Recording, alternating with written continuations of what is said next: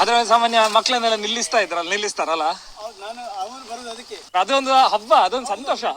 ಅದು ನಮಗೂ ಕೂಡ ಇತ್ತು.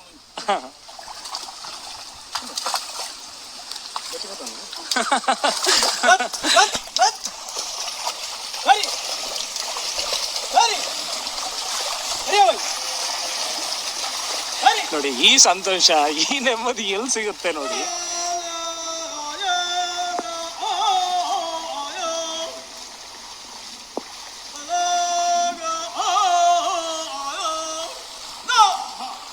ನಮಸ್ಕಾರ, ನಾನು ಮಂಜುನಾಥ್ ಕಾಮತ್. ನಾನೀಗ ದೊಂಡೇರಂಗಡಿ ಸಮೀಪದ ಕುಕ್ಕುಜೆ ಎನ್ನುವಂಥ ಊರಲ್ಲಿದ್ದಾನೆ.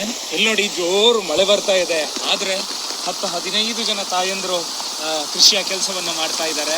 ಹಿಂದೆ ಎಲ್ಲ ಈ ಗೊರಬ್ಬುವನ್ನ ಹಾಕೊಂಡೇ ಮಹಿಳೆಯರು ಕೆಲಸ ಮಾಡ್ತಾ ಇದ್ರು. ಈಗ ಪ್ಲಾಸ್ಟಿಕ್ ಗೊರಬ್ಬು ನಿಜಕ್ಕೂ ಭಾರ, ಮತ್ತೆ ಈಗ ಮಾಡುವವರು ಕೂಡ ನಮ್ಗೆ ಸಿಗಲ್ಲ. ಸೊ ಹೀಗಿರುವಾಗ ಪ್ಲಾಸ್ಟಿಕ್ ತುಂಬಾ ಸುಲಭ ಆಗುತ್ತೆ, ಮತ್ತೆ ಕಮ್ಮಿಗೆ ಸಿಗುತ್ತೆ, ಅದೇ ರೀತಿಯಾಗಿ ಹಗುರನು ಕೂಡ. ಸೊ ಹಾಗಾಗಿ ಇವತ್ತು ಎಲ್ಲರೂ ಕೂಡ ಈ ಪ್ಲಾಸ್ಟಿಕ್ಕಿನ ಒಂದು ರೈನ್ ಕೋಟ್ ತರಾನೇ ಉಪಯೋಗಿಸ್ತಾರೆ. ಆದ್ರೆ ಇವರಿಗೆ ಕೊಡೆನೂ ಬೇಡ, ಗೊರಬು ಬೇಡ. ಈಗ ಅವರು ಕೋಣಗಳನ್ನ ತರಲಿಕ್ಕೆ ಹೊರಟಿದ್ದಾರೆ.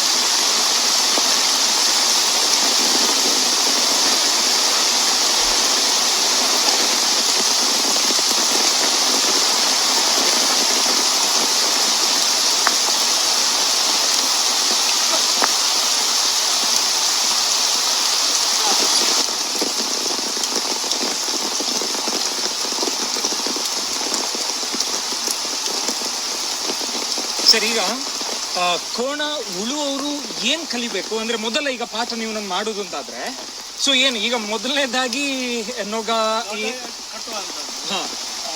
ಅದನ್ನ ಕಲಿಬೇಕಾಗ್ತದೆ. ಮತ್ತೆ ಯಾವ ಸೈಡ್ಗೆ ಯಾವ ಕೋಣ ಅಂದ್ರೆ ಇದರಲ್ಲಿ ಈಗ 2 ಕೋಣಕ್ಕೂ ಗೊತ್ತುಂಟು, ಅಂದ್ರೆ ಈಚೆ ಆಚೆ ಈಚೆ ಕಟ್ಟಿದ್ದು. ನಮಗೂ ಕೂಡ ಯಾವ ಬಲಬದಿಗೆ ಯಾವ ಕೋಣವನ್ನು ಕಟ್ಟಬೇಕು. ಹಾಗೂ ಇದೆಯಾ? ಅಂದ್ರೆ ಆ 2 ಕೋಣಗಳಲ್ಲಿ ಬಲಬದಿಗೆ ಯಾವ್ದು ಕಟ್ಟಬೇಕು, ಅದು ಹೇಗೆ ಗುರುತಿಸ್ತೀರಿ? ಅದು ನಮ್ಗೆ ಕೋಣಗಳನ್ನು ನೋಡಿದಾಗ ಗೊತ್ತಾಗ್ತದೆ, ಇಂಥ ಕೋಣ ಈ ಸೈಡ್ಗೆ ಅಂತೇಳಿ ಒಂದು.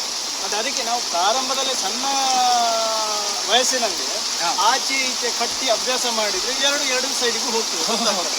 ನಾನೀಗ ಆ ಅಭ್ಯಾಸ ಮಾಡಿದ ಕಾರಣ ದಿವಸಕ್ಕೊಂದು, ಅಂದ್ರೆ ಇವತ್ತು ಇದು ಈ ಸೈಡಿಗೆ, ಇದನ್ನು ಈಚೆಗೆ, ಅವುಗಳಿಗೆ ಒಂದು ಬ್ಯಾಲೆನ್ಸ್ ಇದು ಸಿಗ್ತದೆ ಒಂದು.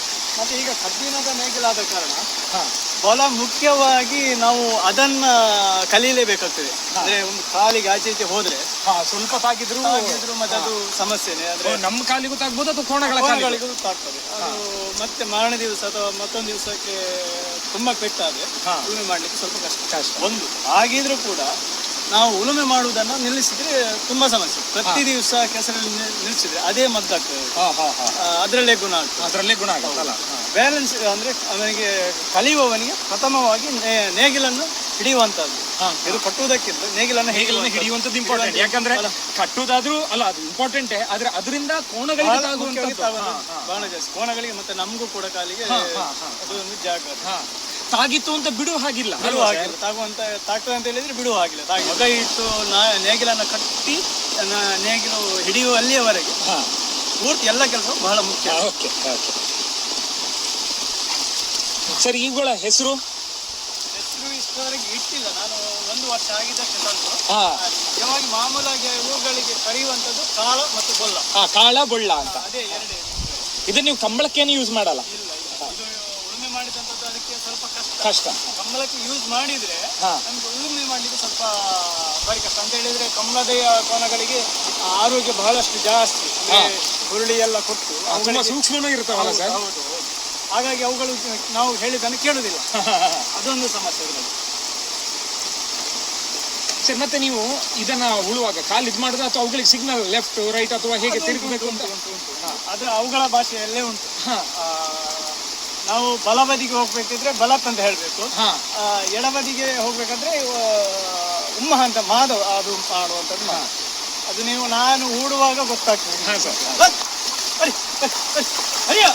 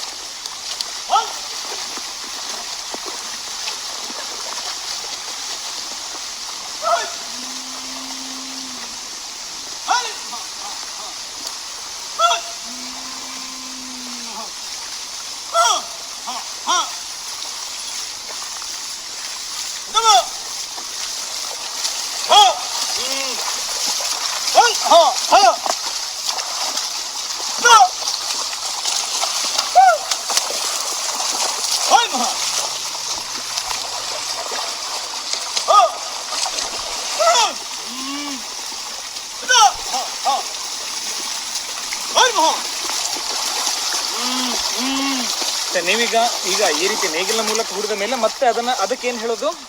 ಅದು ಬಿತ್ತುವುಕ್ಕಿಂತ ಮುಂಚೆನಾ?